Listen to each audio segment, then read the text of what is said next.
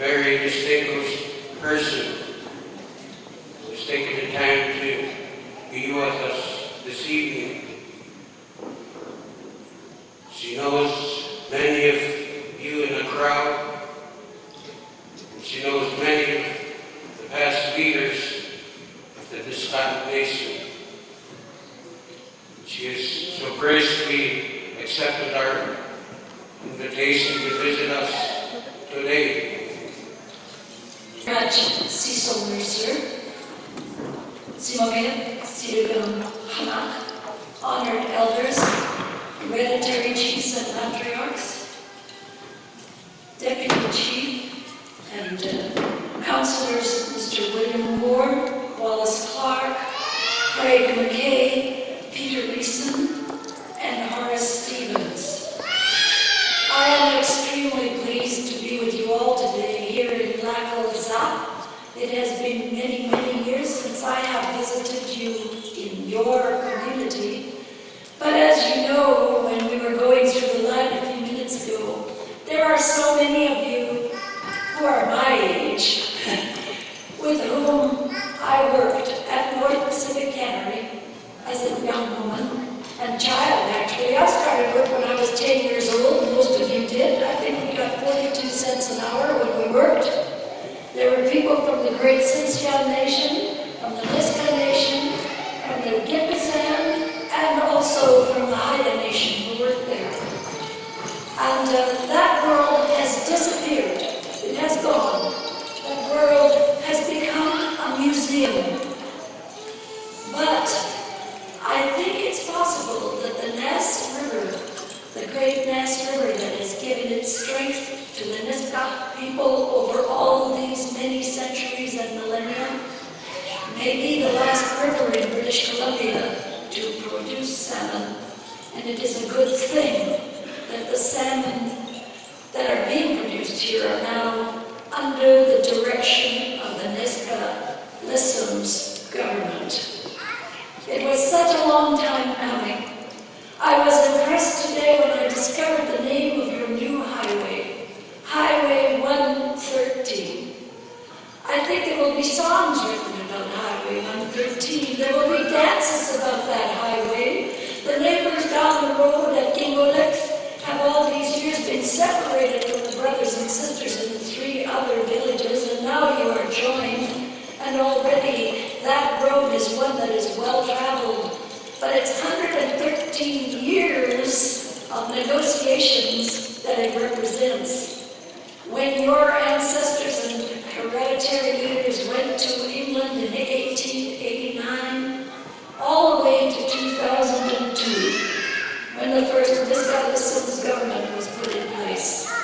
I have been coming to see you for more than a year, because your neighbors at Gipuzan said to me, you must be in the valley on the 6th of May next year.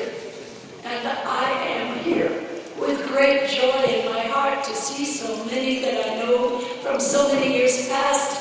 And I hope you won't mind, but many of you remind me of your grandfathers and your grandmothers whom I knew, who are no longer with us, and who I remember with such fondness from the time when I was on the river, as all of you were.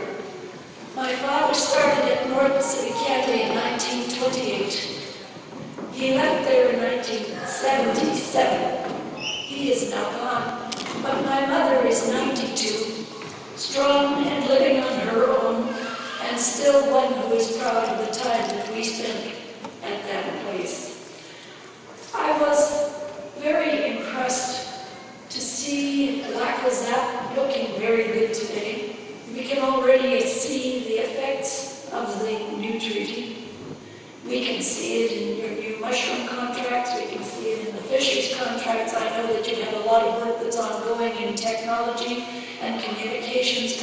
And we can see it in something else, something very new, in the presence of the Chinese delegation with us today.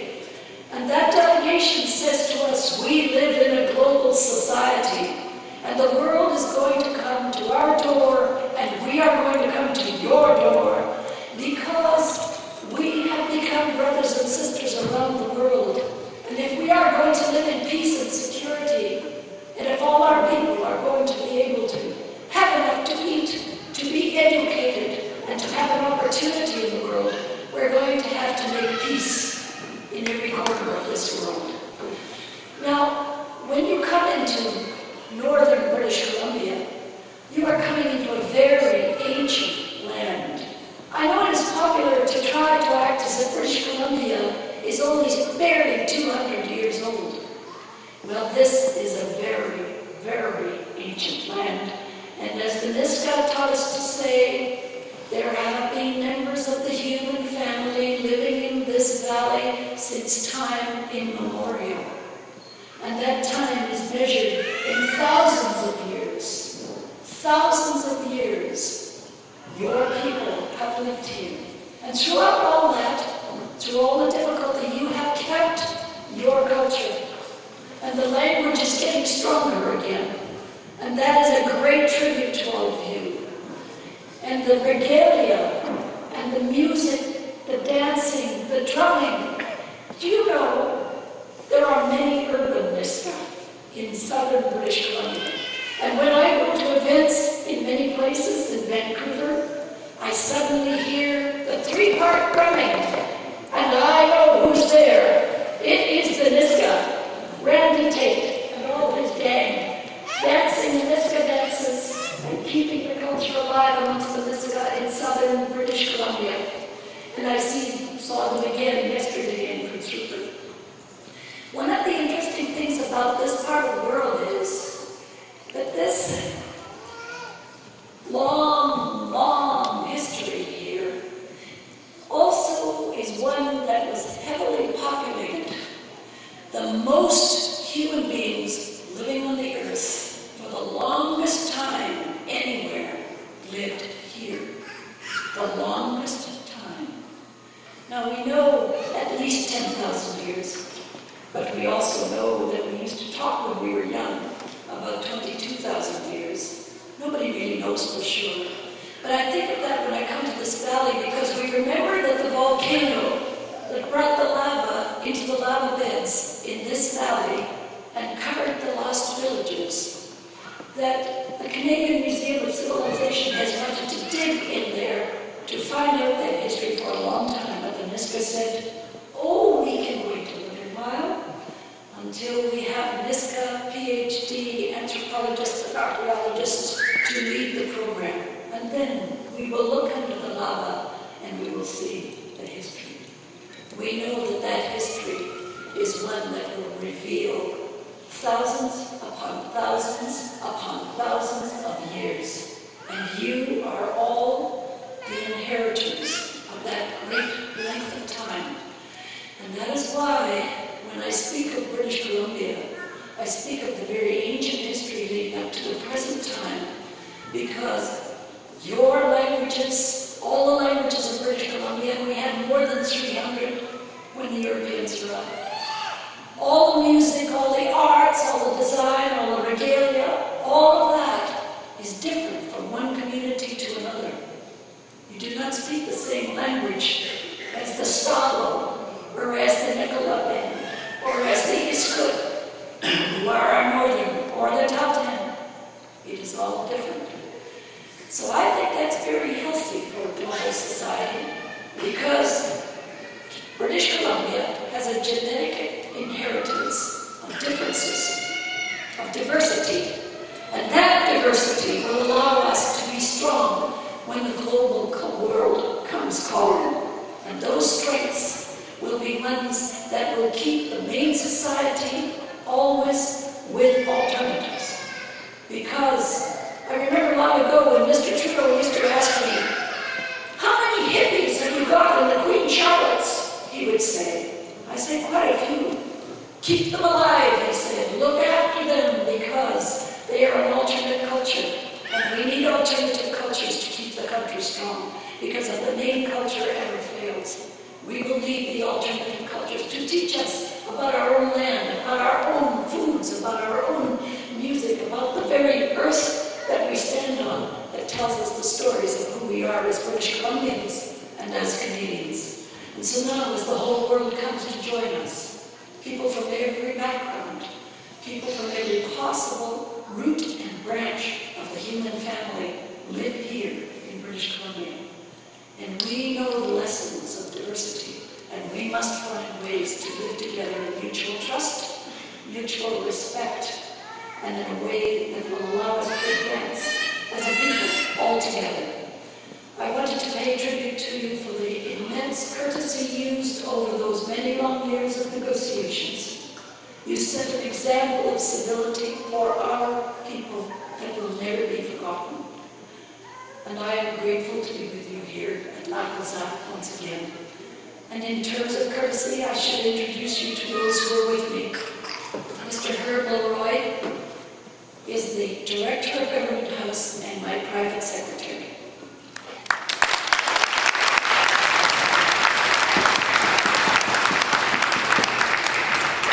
Major John Major not only drives the car, he has driven the car for 5 lieutenant governors, and I think he'll drive for a couple more after me. And he does the piping, as you saw. He also takes the photographs for the website, so he's a many useful man.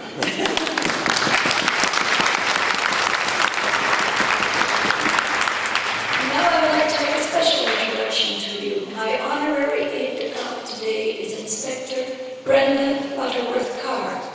And Inspector Carr is the second woman in the history of Canada of Aboriginal descent to become an RCMP inspector.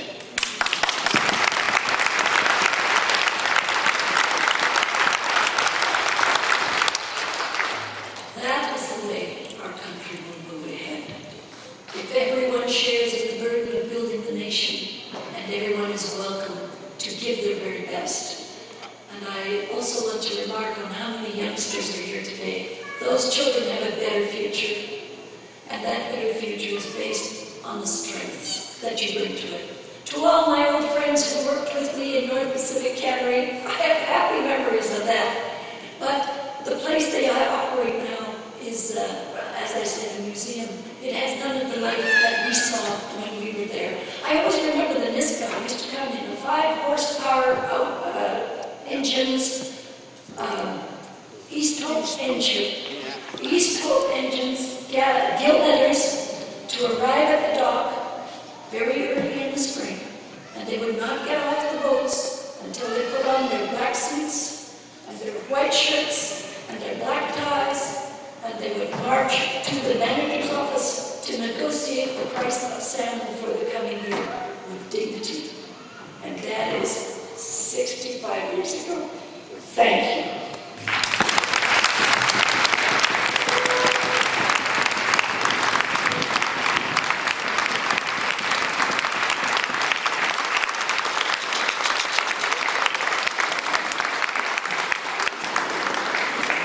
Now I'd like the cultural dancers to prepare. Ladies and gentlemen, please welcome Lac La Salle cultural dancers.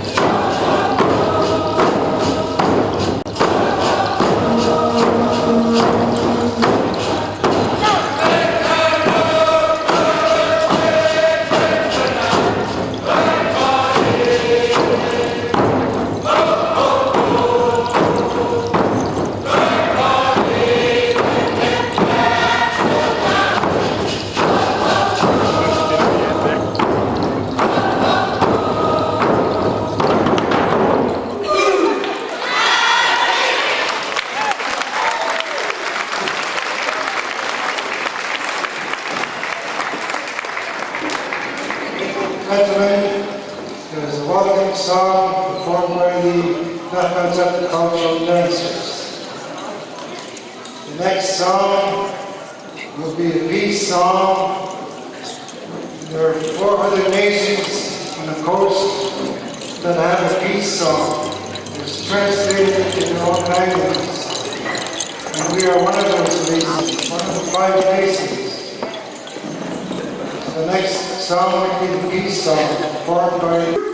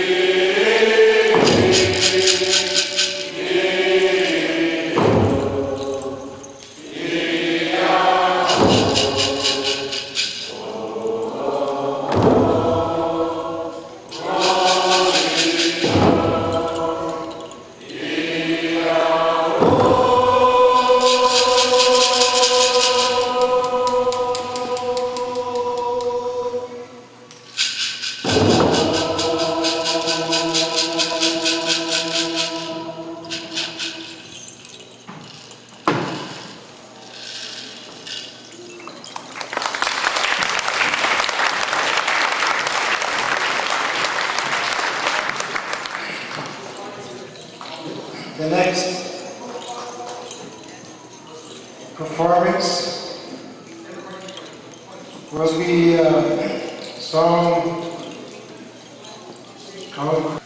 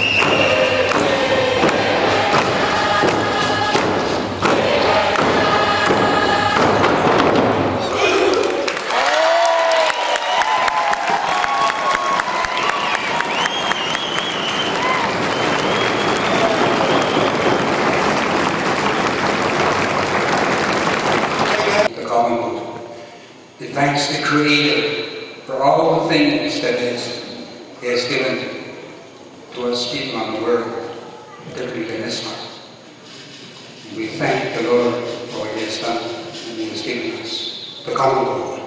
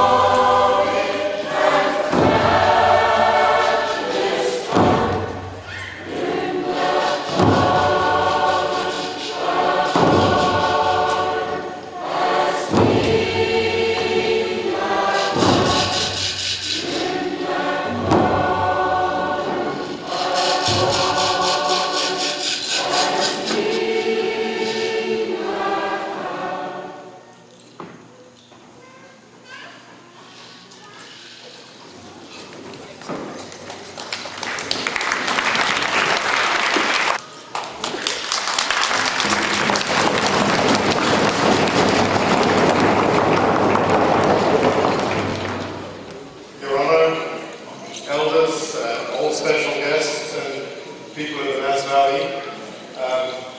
The people that I have with me are a group of Chinese tour operator, company owners, and also some investors. And they were supposed to leave here and go home and bring Chinese tourists back here, but I think they're having such a nice time, they're not going to leave. So we defeated the object of this, but Mr. Tang here came to the Northwest and has brought some students to study at the Northwest College last year. He and I toured around the area, and he felt there was great potential to develop tourism here for the Chinese market, people from Hong Kong, China, and Taiwan. And he has with me helped organize these tour operators to come here and to see the country for themselves. We call it This is Better Than Banff Tour. And very little is known about this area as far as the tourist market. Nobody knows what a wonderful thing we have up here, not only the mountains, the animals, and the culture, and the warmth of the people. When we walked in, everybody said hello, everybody shook hands. It was the sort of warmth that you don't find in very many places. So they're very enthused about bringing tourists to this area. There's a challenge, of course, that there aren't enough places to sleep when tourists come here in the Nass Valley. But they have some ideas that they'd like to work with the people in the valley to help investment and maybe to help provide accommodation, working with the various governments. So I hope some wonderful things will come out of their visit, and many more Chinese people will have the sort of wonderful experience that they've had here this evening. So thank you very, very much for your warmth and for your hospitality that we've had throughout the valley. Thank you so much.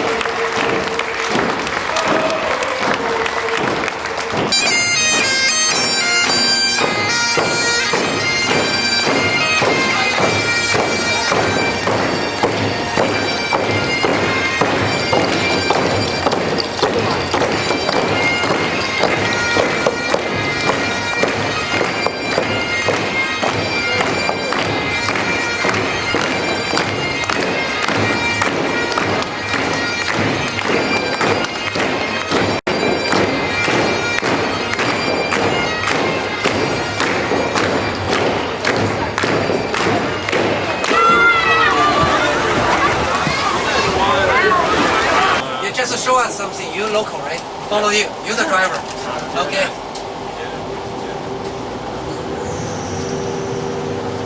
You are the boss now.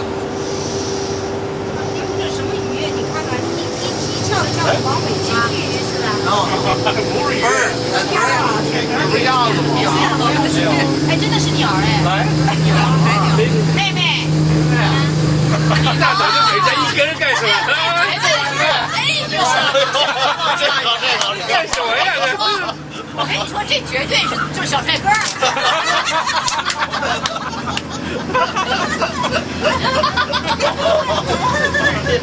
这你们都不知道吧？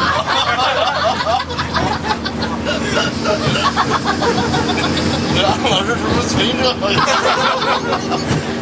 姐姐，你说你怎么知道的呀？这个记一下啊。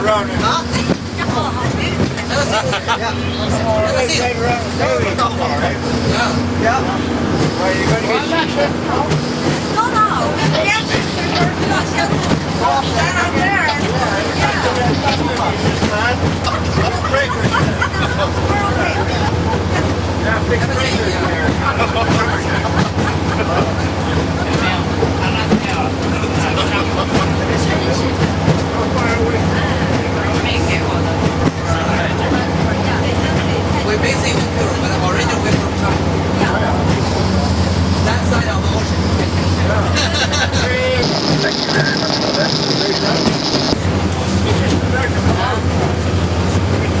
砍不掉，我以前就是我一个朋友，外国人，他就全部买这种，买了砍了，卖了，现在都没有。新疆人慢点说，拽我师傅，我师傅得先好。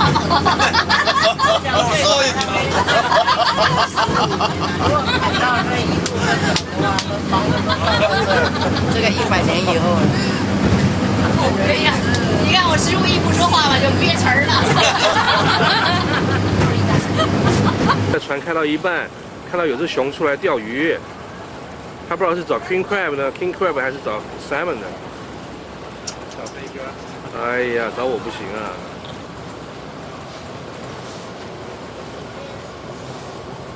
来，这 K 位抽烟问呐，这这外面 K 位，在外面可以啊。被引起，越来越近。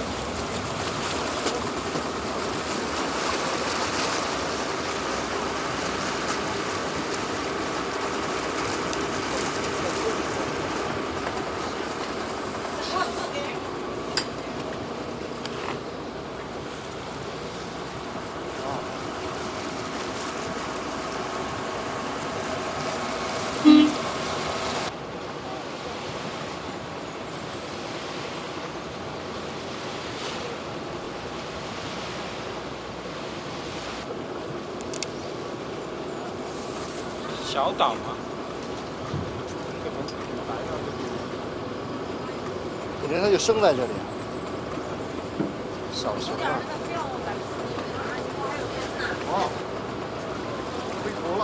哇，这个好哎。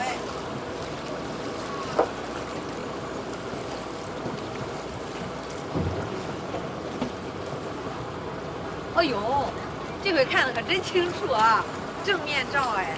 嗯。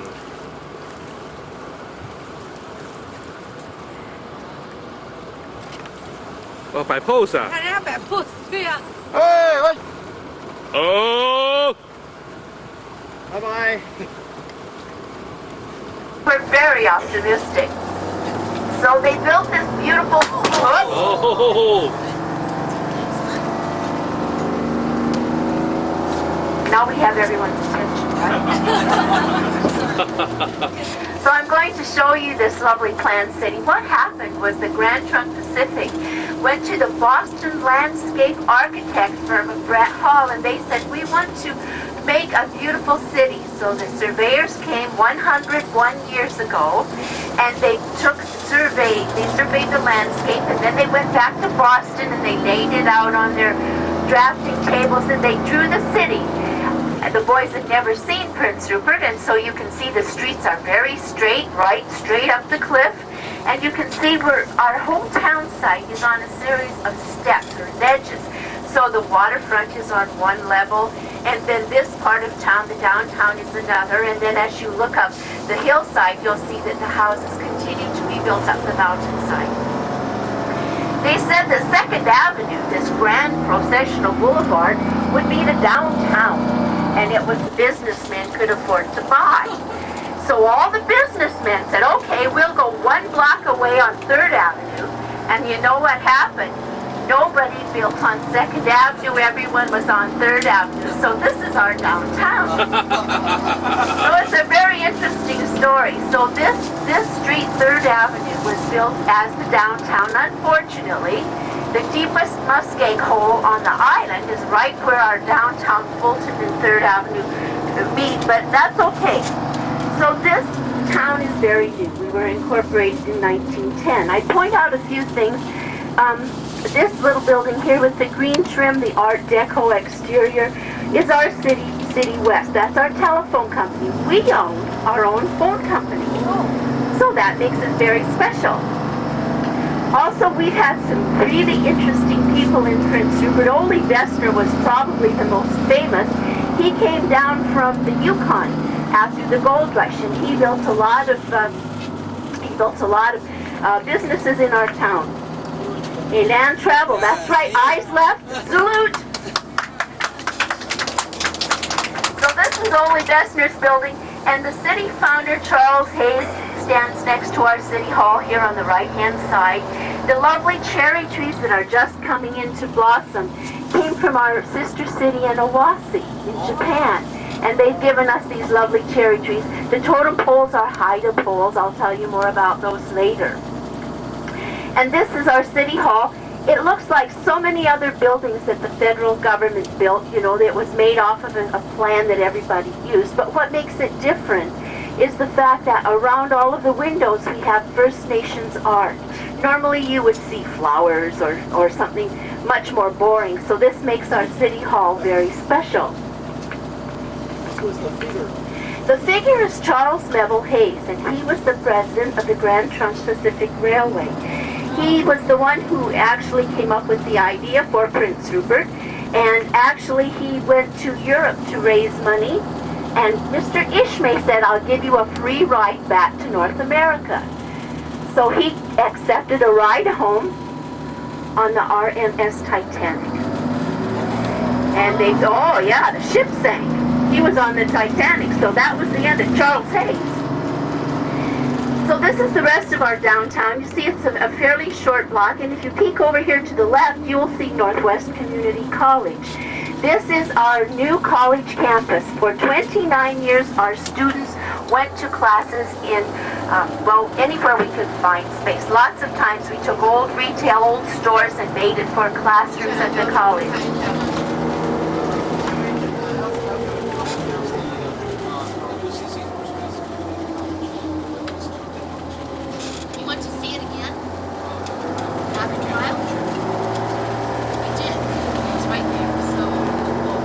This is the world's 3rd deepest natural ice-free harbor. It's a very good harbor, and this is why the Grand Trunk Pacific Railway chose to build Prince Rupert here. Well, that's the story. The truth of the matter is, the land was cheap. but you know, that's our story, and we're going to stick to it. And it is a good harbor, and it's so deep that you can bring a deep sea ship right to the shoreline, and almost completely to the shore, and it makes it very hard to build docks because it's so deep. But it's a wonderful harbor, and it's very sheltered, so it's a good place to anchor a ship. This part of town we call Section 2. That's what they wrote on the map in Boston, and we never gave it a pretty name like Flower Heights or anything.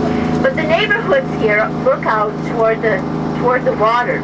Now, I imagine that you're going to be flying in an aircraft to go back to Vancouver, is that right?